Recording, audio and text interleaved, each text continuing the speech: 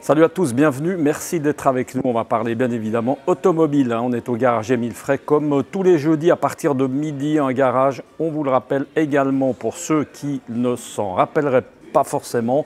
On va parler de BMW et de Mini. Aujourd'hui, on va s'intéresser à cette partie électrique et on est bien entendu accompagné, comme très souvent, avec le directeur du garage, Alexandre Farago. Alexandre, bonjour. Bonjour Michel, bonjour à tous. Merci beaucoup de nous recevoir une nouvelle fois ici. On ne s'en lasse pas, on est bien dans ce garage Émile Frey. Avant de parler de cette voiture électrique, Alex, on a une bonne nouvelle. On ne va pas se gêner de la communiquer. Alors absolument.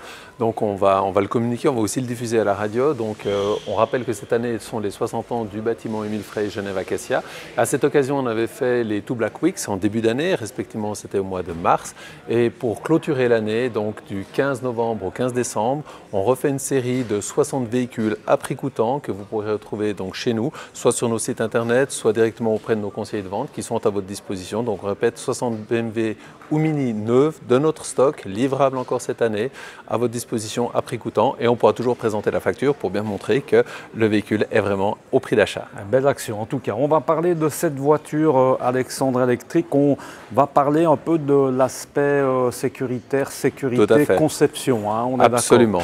Donc alors là, on se retrouve sur un véhicule qui est 100% électrique. On va rappeler que la nouvelle i3 a une autonomie jusqu'à 360 km. Alors bien évidemment, ça va dépendre un petit peu de température, mode de conduite, etc.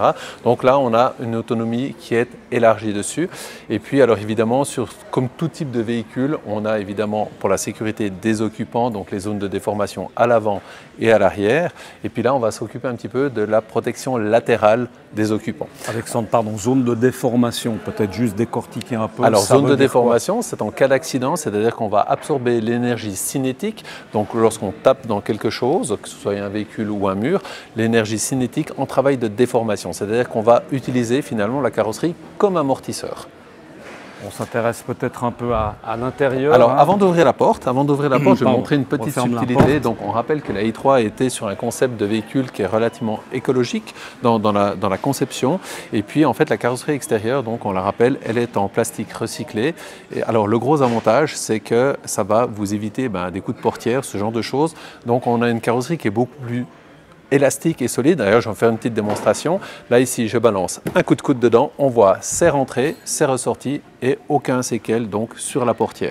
Donc, si vous êtes dans un parking, quelqu'un qui vous tape dedans, eh bien, ça va rentrer et ressortir. Ça ne fait pas forcément de beurre des carrossiers, Alexandre. Alors, on va dire qu'on va nettement diminuer donc ce type de travaux sur ce type de véhicule.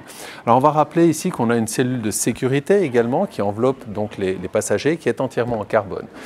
On le voit ici sur le structure à l'intérieur, donc on voit bien que c'est dessiné en carbone. Et puis ici, on a une porte opposée, tout à fait. Alors là, j'ai vraiment reculé le siège à fond pour montrer vraiment l'intérieur du véhicule. Elle est très sympa, elle est un peu futuriste comme ça. Alors elle est très futuriste. Ouais. On va rappeler qu'on utilise donc des matériaux recyclés. Les panneaux de porte qu'on voit ici sont faits en chanvre. Alors évidemment sans THC, on va bien le préciser. Et puis un élément central du véhicule, c'est ce fameux montant ici qu'on va retrouver dans tous les véhicules qui en principe est fixe et lui va nous assurer donc une très grande rigidité du véhicule. L'avantage ici, on peut se permettre d'avoir un élément mobile parce qu'on a une caisse qui est entièrement en carbone. Le pare-brise, il y a aussi quelque chose devant, on peut en parler avec toute la partie effectivement tout à fait.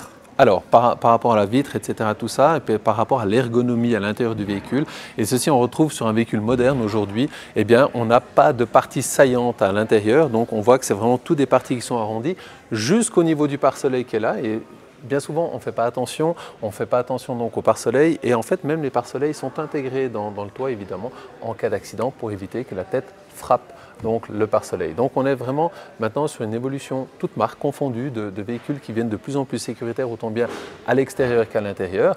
Et on va rappeler également que sur un type de véhicule comme ceci, si par exemple on aurait un accident avec un piéton, eh bien le capot lui va sortir, on appelle ça un capot actif, il va sortir d'environ 7 à 8 cm pour amortir un éventuel choc d'un piéton pour pas qu'il tape dans le pare-brise. Donc cette partie va se soulever et on aura une protection supplémentaire pour le piéton pour éviter, minimiser on va dire le risque pour les autres Alexandre, usagers. on sort un tout petit peu de l'aspect sécuritaire, mais je pense que c'est important, c'est un moment aussi pour en parler. Voiture électrique, on sait ce qui se passe aujourd'hui, on regarde tous l'actualité avec les gilets jaunes et le reste. Est-ce que de par ce fait, de par le prix de l'essence, parce qu'il faut en parler, on vend plus on sent qu'il y a un regain d'intérêt alors absolument. Net sur l'électrique? Alors effectivement, donc on a un regain d'intérêt sur les véhicules électriques aujourd'hui qui ont fait leurs preuves en termes donc de fiabilité, d'utilisation quotidienne. On rappelle ici, comme je l'ai dit tout à l'heure, on a environ 360 km d'autonomie, ce qui vous laisse quand même une bonne marge de manœuvre, tout en sachant qu'en principe, lorsque vous êtes en ville, vous allez faire 10 à 15 km par jour maximum. Donc là, vous êtes largement bon pour une bonne semaine de trajet, voire plus dessus. Et puis, on a aussi beaucoup de véhicules hybrides maintenant qui viennent, c'est-à-dire du plug-in, c'est-à-dire qu'on peut rouler tout électrique quand on est en ville avec un moteur essence qui va nous permettre donc d'aller encore plus loin avec le véhicule. Donc, regain d'intérêt pour la voiture électrique. Merci beaucoup, Alexandre. Merci à toi, on Michel. va juste encore redonner cette information du début d'émission pour ceux qui ne l'auraient pas prise au tout début. C'est assez important, une belle action à partir de maintenant. Voilà, donc 60 véhicules sélectionnés à prix coûtant BMW Mini neuve de stock. Alors bien souvent on entend parler prochainement il y aura le Black Friday et j'ai pris la décision de faire le Black Month.